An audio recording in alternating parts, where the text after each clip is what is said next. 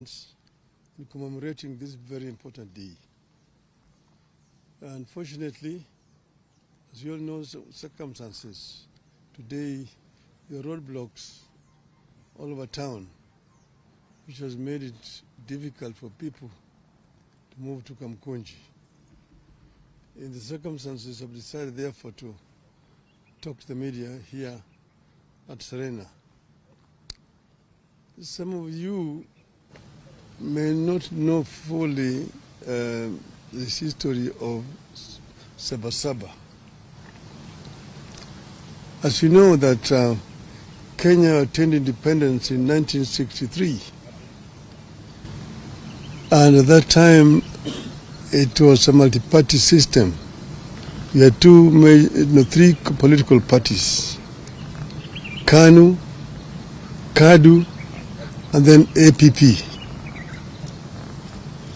But after a very short period of time, those two other opposition political parties, because KANU had won the elections and formed the government, and the two other parties were in the opposition, they were folded up and joined KANU.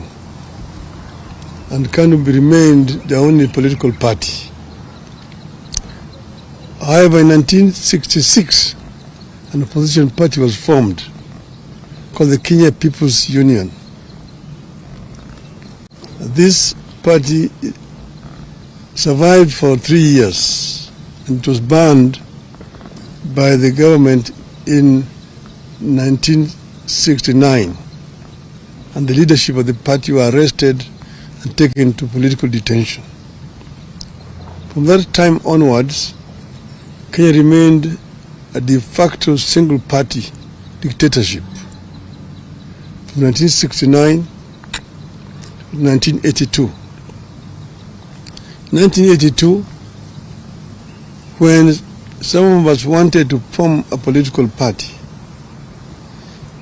the regime then went to parliament and introduced a law to make the country a single party, a constitutional amendment which is known as Section 2A that made it illegal to form any other political party. So from 1982, it remained literally a single party dictatorship. But that is the reason why in that same year there was a coup attempt which did not succeed. But before that, a number of Kenyans were arrested and taken to political detention. Most of them were lecturers at the University of Nairobi, Mukarunganga, people like Professor Katama Mukangi, Professor Willy Mutunga, Dr. Professor Yugi Akongo, quite a number of university lecturers were arrested and detained, and the others, Koigo Omwere, George Anyona, were taken to political detention. So this situation persisted. Some of us were arrested in that year, 1982, after the coup attempt, and taken to political detention. And we stayed there for 6 years. Then in 1988, KANU brought an amendment to its laws, saying that they were bringing what they called direct democracy, where there was a nomination process, where people were lining up behind the candidates. And then the returning officer would count the voters who had lined up behind the candidates. And whoever got the highest number of votes, if you got more than 50% in total, you are automatically declared a member of parliament without having to go to the ballot. That process was abused, and many popular candidates were rigged at that stage, and therefore there was no real proper election in 1988. This now added momentum and anger to the movement for change. Among those people who had been rigged out were the late Kenneth Matiba and Charles Rubia. So, come 1990, by that time I had been to detention 2 times. The 2 politicians, Kenneth Matiba and Charles Rubia, on the 2nd of May 1990, addressed a press conference in which they said that Kenya, the time had come for Kenya to become a multi-party. That Kenyans wanted a multi-party system of government. They were condemned seriously as being ethnic chauvinists, anarchists, people who want to bring chaos in this country. They told that this country was not yet cohesive enough to become multi-party. It would take another 100 years before Kenya became a multi-party system. So these were daydreamers. So the kind of machinery at that time set off now to demonize the 2 members of parliament, the 3 former members of parliament. And in the process, of course, a number of very inflammatory statements were made, even by some today politicians who are talking about democracy here. You go into the archives, you see the names and what they said at that time. So in the process, Kenneth Matiba came to look for me to arrange for a meeting between him and Jaramogi Oginga Odinga, who is my father. I arranged the meeting, and then we met again. They met again with Mr. Rubia, Mr. Neko, and after lengthy deliberations, the decision was taken that they would be supported. At that same time, they sent the goons to Matiba's home the following day to attack his family. Matiba's wife was very badly wounded, Edith, and she was admitted to Nairobi Hospital where we went to see her. After that, we, myself and Kenneth Matiba and Charles Rubia made a statement in which we said we would go to Kamukunji to ask Kenyans if they were ready for multi-party. And we do it on the day of the 7th of July that year, 1990. 7th of July, 1990. So after making that statement, we then now went on to mobilize for the meeting at Kamukunji. But then, of course, the police officers came to block us from meeting each other. They were stationed in my office at Ajib House, Matiba's office, up there on Koinange Street, and Rubia's office, and Paul Mwite's, and Gibson Kamau Kuria's. On the 2nd of July 1990, Matiba and Rubia were arrested and taken to detention. On the 4th of July, I was arrested and taken to detention. That same night, they arrested Gitobu Manyara, they arrested John Hamenwa, they arrested now Justice Mohammed Ibrahim. Paul Mwite went into hiding. Kamau Korea ran into American embassy and sought refuge. Keheti Murungi was in Ethiopia and went to America. But that's how it was. But the International Commission of Jurists came up and made a very powerful lobby for the release of Haminwa and Manyara, and they were released. As we remained in detention. And as you know, Rubia is the one who was first affected. He got a very serious infection, was taken to hospital. Eventually, he nearly lost his vocal cords and was released. Matiba suffered a stroke in detention and was removed and eventually brought to Nairobi Hospital, after which she was then taken to London for treatment. That completely undermined his health permanently. And these two people eventually died because of not old age at that time, but because of the injuries they sustained while in detention. Many people, but in spite of our being detained, the Kenyan people braved it and came out in numbers to go to Kamukunji on the 7th of July, 1990. Many people were killed attempting to reach Kamukunji grounds that time. So then, after we came out of detention, then Ford was formed. We formed Ford. After forming Ford, again we get pressed and said we were going back to Kamukunji.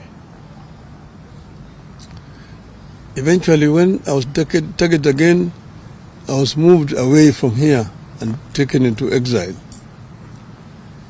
But our people braved it and managed to march all the way into Kamukunji. And you will see the photograph in front page of Nation there today. You can see Martin Chikuku, James Orengo, Anyang' Nyong'o, Masinde Muliro on the back of that truck, getting up to Kamukunji. That was not on Saba Saba, that was on the 16th of November 1991. But it's still the Kamukunji. That's why Kamukunji is very historical for the second liberation of this country. And that's why we celebrate Saba Saba. The fateful day on which Kenya's struggle for multi-party democracy took the most decisive turn is iconic and historical. It's a day rivaled only by the present-day Mashujaa Day, previously Kenyatta Day, that celebrates the arrest and detention of the freedom fighters jointly called the Kapenguria Six. It is regrettable that the recognition and remembrance of Saba Saba has not been consistent in its short period history of 35 years. One moment it is important. The next moment it is not. On this 35th anniversary of Saba Saba, we decided to remember and to set the record straight on its significance, what it was and is, and what we ought to do with the foundation it laid for the country. Before that day, some patriotic Kenyans had demanded the repeal of Section 2A of the Constitution. A number of people, including Kenneth Matiba, RAILA Odinga, Mohamed Ibrahim, Toby Manyara, John Haminwa, and Charles Rubia, among others, were arrested and detained. It is quite unfortunate that some of the people we were fighting then and who sanctioned those arrests are trying to hide behind Saba Saba to advance their political fortunes. Some of them are alive today and now are masquerading as liberators. On the fateful day, July 7th, 1990, thousands of Kenyans tried to gather at the historic Kamukunji grounds to take stock of the past, the state of the nation, and chart a path of freedom forward. We decided that Saba Saba would be a march for political freedom and liberty, freedom of association, freedom of movement, freedom of expression, and a new democratic constitution founded on multi-partyism. Kenyans wanted a fulfillment of the Kenyan dream, which was eradication of poverty, ignorance, disease, and good governance. That clarity of mission is what made Saba Saba different from all other confrontations with the Moi Kanu one-party state. Saba Saba, therefore, was and still is about the sacred and historic grounds of Kamukunji. It was not and is not just another routine street protest in Nairobi or any other town. At Kamukunji is where they held the last KAU, Kenya Africa Union meeting in 1952.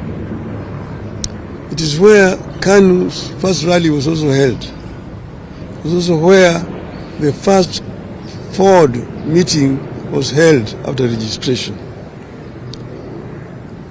Saba Saba had a singular purpose: to the repeal of Section 2A of the Constitution and allow multi-party democracy in Kenya. Saba Saba had clear and known national conveners: Kenneth Matiba, Charles Robia, and yours truly, RAILA Odinga. It was what gave birth to a bigger and powerful forum for the restoration of democracy, Ford. Ford had a known nationally inclusive leadership: Jaramogi Oginga Odinga, Philip Gachoka, Ahmed Bamariz, Salim Damwe, Asinde Muliro, George Ndenge, Kenneth Matida, Charles Robia, among others. Saba Saba was inclusive, democratic, and intergenerational. The old, the young, people in and out of the government, professionals, academics, trade unionists, civil society, women groups, and religious groups. All of them found their voice in what it stood for: a people's struggle for good governance, freedom, and equal opportunity for all. It was not one group against the entire nation. It was not community against that community, or of this age against that age. The movement stood for a peaceful and constitutional change of guard. That is the reason it focused singularly on amendment and later on the overhaul of the Constitution. These features are what made Saba Saba succeed. A year after the march, on December 2nd, 1991, President Moi capitulated. Section 2A of the Constitution was removed. Multi-partyism was reinstated. We achieved our core aim, which was to return Kenya to multi-partyism. Today, we have more parties than one could imagine then.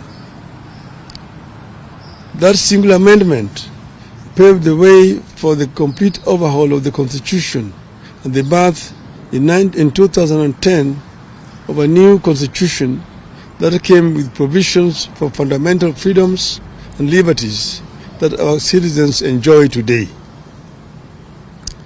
It is clear that many of the ideals espoused by the dreamers behind Saba Saba have become part of the national aspiration. We are a better nation because Saba Saba happened.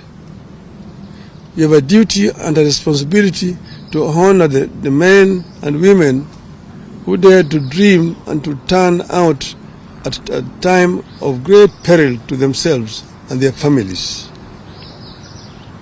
35 years later, the country is grappling with a new wave of unrest and political activism.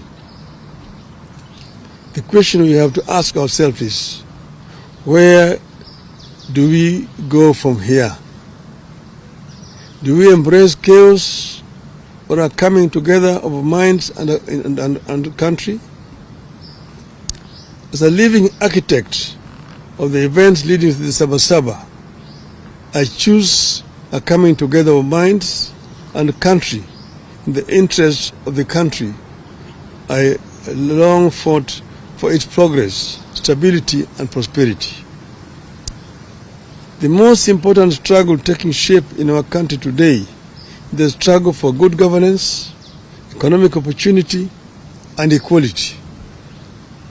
The biggest challenge facing Kenya today and into the foreseeable future is how to expand economic opportunity and lift particularly young Kenyans out of poverty, exclusion, and unemployment. Kenyans are yearning for programs and leaders that prioritize economic inclusivity, social justice, and political freedom. There is no doubt that the country is yearning for legislation that makes our institutions more responsive, programs that ensure adequate funding for services that touch wananchi, changes that make our judiciary free, efficient and progressive, measures that make the executive more accountable and efficient. We must end impunity and corruption within our three arms of government. Our leaders must become modest, ethical, humble, and accountable. What is to be done? What is to be done?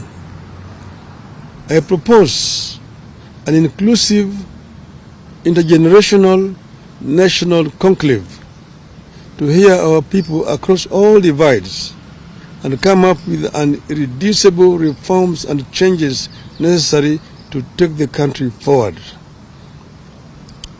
I propose that the country urgently returns to the agenda of comprehensive police reforms, focusing on enhancing accountability, transparency, and improving the police-to-people relationship. Your rogue police force that shoots people with impunity. And this is a force that we inherited from the colonialists. It has not been reformed to become a people's defender, a people's servant.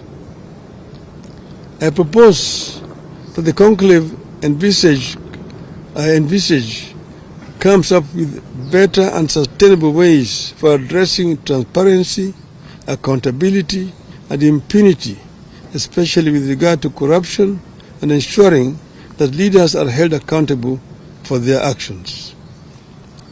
I propose that the forum comes up with a comprehensive and sustainable strategy for addressing youth unemployment and expansion of opportunities for youth in the formal and informal sectors.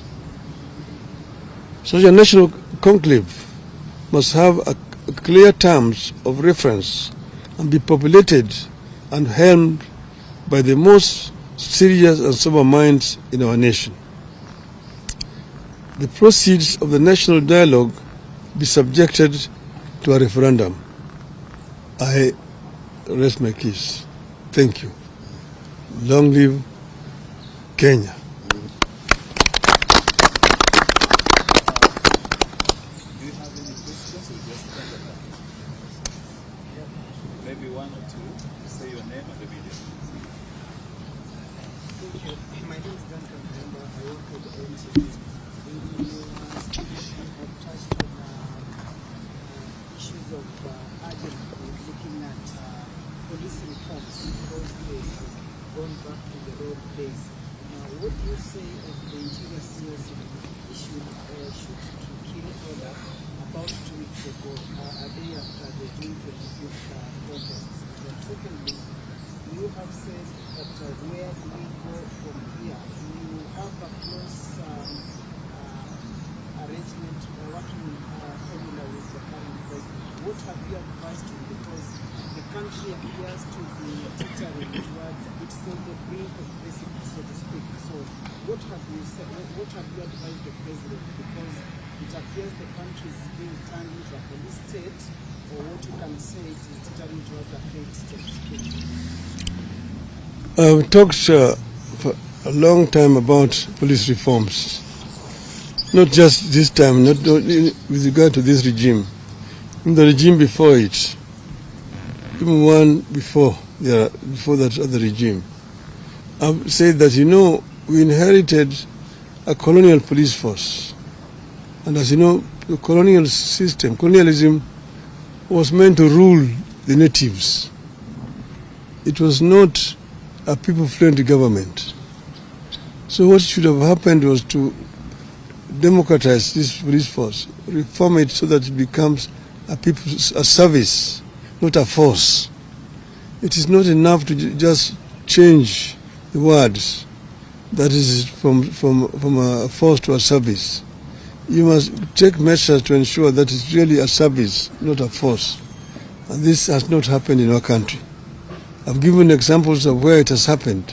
For example, in Tanzania. And you see a police force which are people friendly and also not trigger happy. About the minister you're talking about, I said it was totally out of order. And he apologized to me. And he apologized to me and to the people. And he said the day before yesterday that police should handle people with care. So, yeah. Okay. That's fine. Just one. No, Just to say. let's end there. Okay. No, just... Oh, okay, thank you. I just wanted to know and find out. My name is Seto Lale from Citizen TV. Your proposals, as you put them, are there also the thoughts being shared by the president towards this, and what happens if this particular proposal is not taken into account? Well, I've addressed the nation, and the president is part of the nation. And ask him, it applies to him as much as it applies to the other people. So I'm not partisan in any way. This is a proposal that is coming to me and from my party also, the ODM. This is our stand as a party. Okay. Thank you.